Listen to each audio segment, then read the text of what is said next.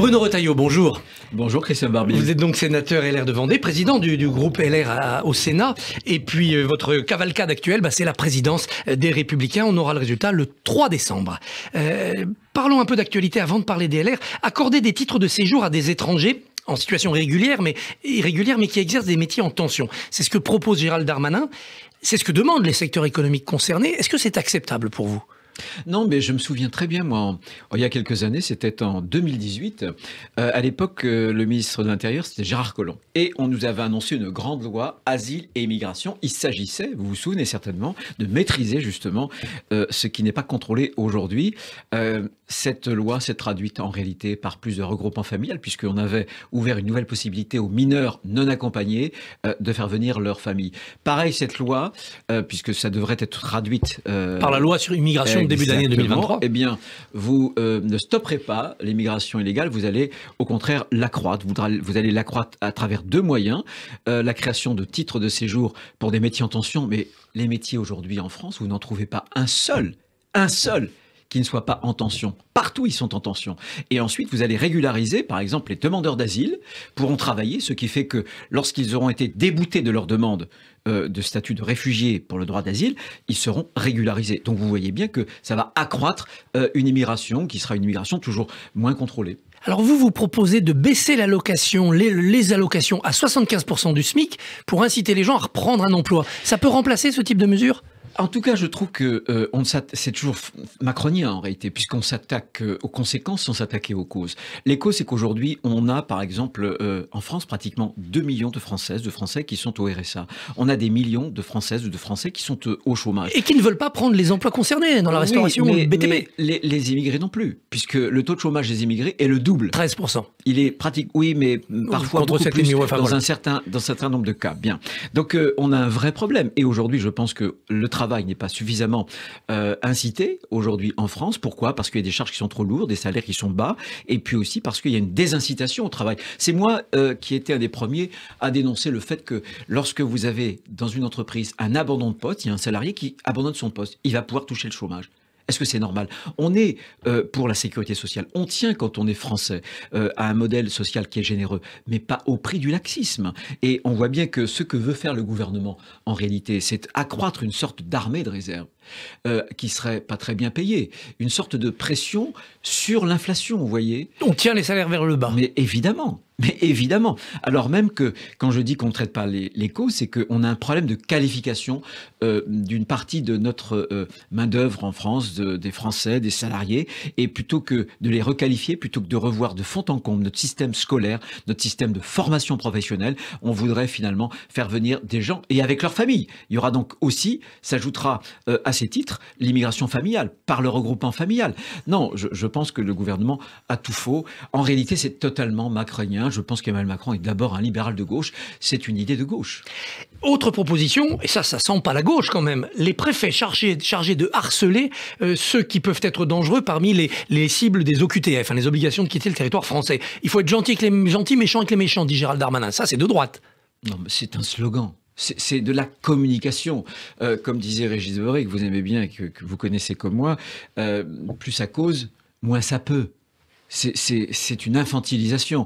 Écoutez, je ne vois pas en quoi, en plus, l'inscription sur les fichiers des personnes recherchées permettra en quoi que ce soit de retrouver les uns ou les autres. Ça ne fera, c'est rien. Je veux dire que cette mesure-là ne se traduira pas effectivement par des expulsions. Dès qu'il y a un contrôle d'identité, ils sont au fichier, on les repère, on les expulse. Je vais vous dire, ce qui se traduirait effectivement par des expulsions. Un, c'est rétablir ce que François Hollande avait annulé en 2012, c'est-à-dire la pénalisation pour le séjour irrégulier. Deux, ce serait de dire aux immigrés que lorsqu'ils entrent de façon illégale, ils ne pourront jamais prétendre à une régularisation. Et enfin, sur les OQTF, il faut assumer un bras de fer avec les pays qui sont censés reprendre justement leurs nationaux. Comment on l'assume, ce bras de fer ? On l'assume visa contre visa, avec une politique restrictive de visa. Et on l'assume aussi parce que l'Europe et la France sont parmi les nations au monde les plus pourvoyeuses d'aide au développement. Eh bien voilà, on facture.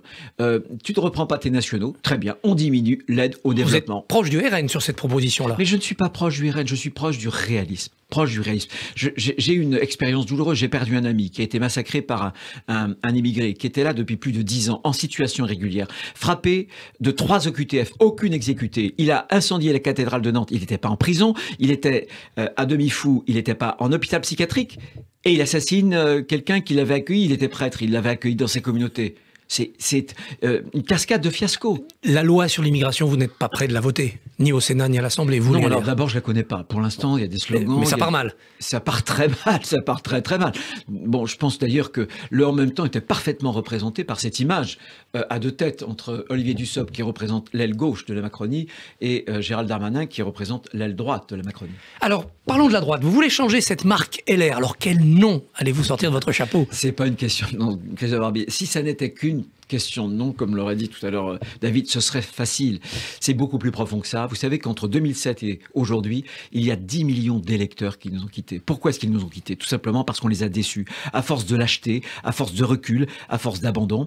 Et il faudra tout changer. Et pour tout changer, je veux faire une chose. Je veux remettre nos adhérents, nos militants, au cœur du jeu. Par des référendums, dites-vous, sur des grandes thématiques. Exactement. Parce que, pour 2 raisons. C'est une question de justice. Parce que nos adhérents, nos militants, ils payent une cotisation. Ils doivent être au centre du jeu.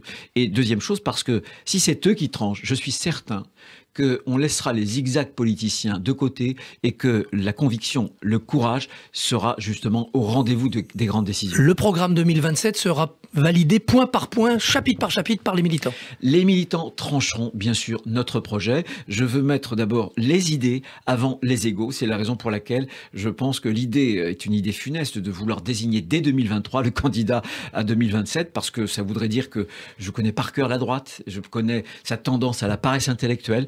Ça serait les personnalités avant les idées, puis ce serait funeste aussi pour le candidat, parce que si jamais on trébuche pour les européennes, on électrocute notre candidat en Alors, plus. quel est le bon calendrier? C'est 2025-26, très tard, une fois que le programme sera établi? Vous savez, je suis un rural, donc on ne met pas la charrue avant les bœufs. Donc il y a un calendrier, voilà, c'est d'abord 2022 qui est le mieux à même de présider le parti, 2024 les européennes, on essaiera de se reconstruire dans une marche en termes d'élection, et puis juste après, à la fin 2024, on allumera la fusée, et on aura 3 années. Voilà, je pense que c'est important. Sans faire une primaire, ça vous n'en voulez plus? Non, parce que la primaire, je voudrais simplement rappeler à ceux qui disent qu'ils veulent la supprimer qu'elle est déjà supprimée de nos statuts. Elle n'est plus dans les statuts. Nous l'avons supprimée il y a 7 ou 8 mois et je ne compte pas les remettre. Mais les militants choisiront quand même leur candidat ou ça sera les sondages? Non, mais il ne faut pas que ce soit le chapeau à plumes. Moi, je veux un parti démocratique. D'ailleurs, partout en Europe, de droite ou de gauche, les grands partis populaires sont des partis qui ont mis vraiment les militants au cœur de leur vie démocratique politique. Alors, parmi vos idées, vous proposez de sortir des 35 heures, mais par des référendums dans les entreprises. Mais pourquoi pas faire une loi nationale, fini les 35 heures? Parce que je pense que l'économie aujourd'hui obéit non plus à des règles générales, mais que chaque secteur et dans les secteurs, les entreprises sont très très différenciées. Moi, je veux le dialogue social. Le dialogue social, c'est des accords au niveau de l'entreprise, entre le chef d'entreprise et entre les employés. Qu'est-ce qui est le problème? L'Allemagne, on a une différence depuis 20 ans de 5 000 euros de revenus. Il y a 20 ans, un Allemand, un Français, même niveau de vie. 20 ans plus tard, la différence est de 5 000 euros. Qu'est-ce qui s'est passé? Par an, exactement. Bien sûr, pas par mois, par an. Mais qu'est-ce qui s'est passé? C'est que nous, on a fait les 35 heures et les Allemands, ils ont fait l'inverse. Voilà. C'est-à-dire que c'est le travail, c'est pas les chèques en bois de l'État qui font le pouvoir d'achat. C'est quand on est de droite, on assume ça. C'est le salaire. Le salaire, c'est le travail. Mais tout le monde n'est pas vendéen. Hein. En Vendée et ailleurs, on aime beaucoup le travail. Il y a des endroits où les gens en ont marre de travailler. C'est fatigant. Ah ben, ils gagnent moins à ce moment-là. Vous proposez aussi une tenue uniforme à l'école. Est-ce que ça veut dire un uniforme? Non, j'ai dit justement de tenue uniforme, parce que ça peut parfaitement être un jean et puis, je veux dire, un sweat. Je pense que l'école doit être un sanctuaire, voyez. Regardez ce qui se passe aujourd'hui avec les abayas, les camis, c'est-à-dire une tentative de pression islamiste, qui est très très claire. Et on n'a pas un ministre. On a un ministre, monsieur Papendiaï, qui est un wokiste de salon. Comptez pas sur lui pour lutter contre ce genre de choses. Donc je pense que, moi, il faut que l'école soit un sanctuaire pour préserver la construction de conscience en devenir, celle des enfants, celle des jeunes. Et je pense que justement, ça permettrait de sortir de cette idée quel est le tissu qui est vraiment un signe religieux de celui qui n'en est pas. Première chose. Et deuxièmement, on supprimerait sur la cour de récréation une ségrégation. La ségrégation entre les enfants dont les parents peuvent payer des vêtements de marque et ceux dont les parents ne peuvent pas payer ces vêtements de marque. On a compris que vous ne vouliez pas d'alliance avec la majorité relative actuelle. Néanmoins, le texte par texte, le cas par cas, vous restez ouvert, disponible ? Bien sûr, hier soir, cette nuit, on a voté d'ailleurs la loi de programmation des finances publiques et on a imposé au gouvernement une nouvelle trajectoire, puisque la trajectoire ancienne que proposait le gouvernement d'Emmanuel Macron, c'était simplement que la France était le cancre de l'Europe. On était le dernier pays européen, après l'Italie, l'Espagne, la Grèce, à arriver, et seulement en 2027, aux 3% de déficit budgétaire. Donc on a dit, très bien, vous voulez une trajectoire vertueuse pour les collectivités, chiche, alors l'État se cale sur la trajectoire des finances publiques pour les collectivités. C'est la fin du quoi qu'il en coûte. C'est la fin du quoi qu'il en coûte. Mais la quoi qu'il en coûte, c'est comme les 35 heures, le quoi qu'il en coûte. Certes, il le fallait pendant la Covid, mais vous avez vu que la Cour des comptes a révélé qu'en réalité, les 2 tiers de dépenses avaient servi pour autre chose que comme bouclier pour le Covid, contre le Covid. Moi, je pense que le quoi qu'il en coûte, surtout, a distordu le rapport des Français au travail. Avec cette idée que l'État sera toujours là pour pourvoir à votre avenir, quels que soient les efforts individuels que vous pouvez produire. Ça, c'est terrible. Et quand on est de droite, on veut la fin du quoi qu'il en coûte, bien sûr. Alors, vous dites dans votre interview au Journal du Dimanche, quand nous déposerons une motion de censure, le gouvernement tombera. Donc, si je ne me trompe pas, vous anticipez donc que le RN et la NUPES voteront cette motion de censure, et derrière, il y aura dissolution, et ensuite un programme de gouvernement entre LR, RN et vous, et NUPES peut-être, non ? Non. J'ai toujours dit que le parti que je veux refonder, moi, c'est un parti à la fois populaire, je m'en suis expliqué, patriote, parce que quand on est militant de droite, on est militant de la France, et je ne veux pas l'union des droites, je veux l'union de la droite, par les électeurs, pas par les alliances.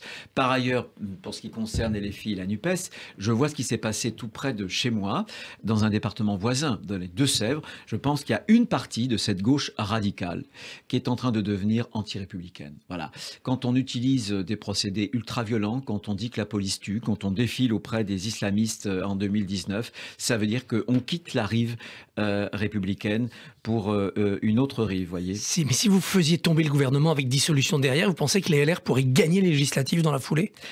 C'est la raison pour laquelle j'ai dit que pour le moment, on n'était pas prêt, que je veux reconstruire. C'est après les européennes. Il faut... Ou avant, on verra, on va essayer d'aller le plus vite possible dans notre reconstruction, mais il est clair que pour moi, 1, nous ne sommes pas macronistes, mais que 2, nous sommes maîtres du temps et des horloges. Et donc nous déciderons, en fonction de l'intérêt des Français et de la France, le bon moment pour déposer une motion de censure. Un mot sur Benjamin Netanyahou, qui va revenir au pouvoir en Israël, c'est une bonne nouvelle pour vous ? Écoutez, j'attends de le juger à ses actes. Voilà. En tout cas, moi, les pays qui démocratiquement élisent leurs dirigeants, je n'aimais pas sur quel que soit d'ailleurs le dirigeant. Ni Mélanie, ni Netanyahou, pas de procès d'intention. Exactement. Jamais de procès d'intention. Je pense que ça, c'est le rôle et le jeu de la démocratie. Et je suis un démocrate, tout simplement. Bruno Retailleau, merci. Bonne journée. Merci.